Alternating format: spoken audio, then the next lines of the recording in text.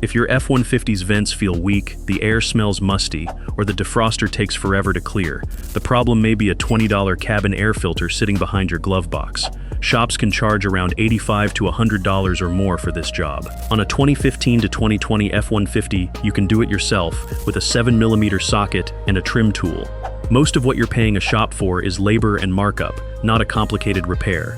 So, where it is, how to know if yours is due, the step-by-step, and the one mistake that gets the filter installed backwards.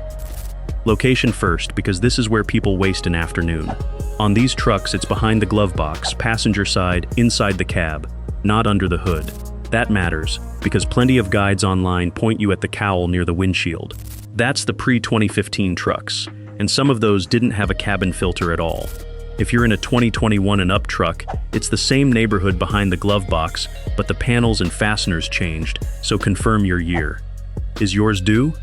Ford's general guidance runs about 15 to 20,000 miles, depending on the model, so check the schedule for your year. And sooner in dust, pollen, traffic fumes, or if anyone riding in the truck deals with allergies. But the practical rule beats the number. If you can't name the last time it was changed, treat it as overdue.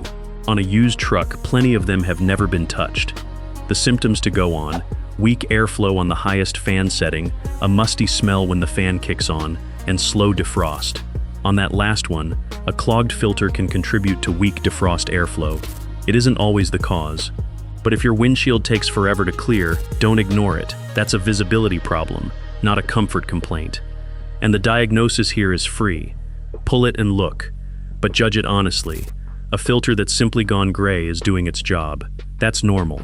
What you're looking for is one that's packed, matted with leaves, pine needles, pollen, or grit thick enough that you can't see light through the pleats. Gray is fine, clogged is not. If daylight won't pass through it, neither will your airflow. There's a quieter argument for staying ahead of it too. A clogged filter restricts the airflow your climate system is trying to move, so the blower is working against a wall every time you run it. I'm not going to tell you a dirty filter kills a blower motor, but restricting the system it feeds isn't doing it any favors, and the fix costs $20. Tools: the right filter for your exact year. The part number changed within this generation, so match it to your year and VIN rather than grabbing whatever says fits F-150. A 7mm socket or nut driver, a trim tool, or a small flathead with tape on the blade. Gloves, a flashlight, a rag, a trash bag, and a small vacuum, which helps if the housing is packed with leaves. Don't blow debris deeper into the HVAC box. Filter choice: quickly. A standard filter handles the dust and pollen job. Carbon-activated costs more and helps with odors, worth it for traffic fumes or if you park under trees. And on the cheap end, the cheapest filters aren't always the best deal if they fit loose, collapse, or leave gaps at the edge. Air that goes around the filter isn't being filtered. Now the job. Ignition off, key out. 1. Empty the glove box completely. 2. Drop it all the way. It stops partway on purpose. Squeeze the sides inward to release the stops. 3. The trim panel around the glove box area is held on by clips. Work the trim tool around the edge with steady pressure. Clips let go with patience. They snap with force. 4 2 7mm bolts at the top of the upper glove compartment. Out, and somewhere you won't lose them. 5. Slow down here. Pry gently to release the remaining clips, and as the assembly comes free, stop and look behind it. There's an electrical connector back there. Release the tab and pull the connector body, not the wires. And don't probe or unplug anything you don't need to touch. Yank the assembly out like a light bulb and your free job just became a parts bill. 6. Now you'll see the filter cover, held by clips. Release it. 7. The one that matters most. Look for the airflow arrow on the old filter and take a photo, but don't trust the old filter blindly. The last person may have installed it backwards. Match the new filter to the airflow direction marked on the housing, the filter cover marking, or your owner's manual. 8. Slide the old one out, bag ready.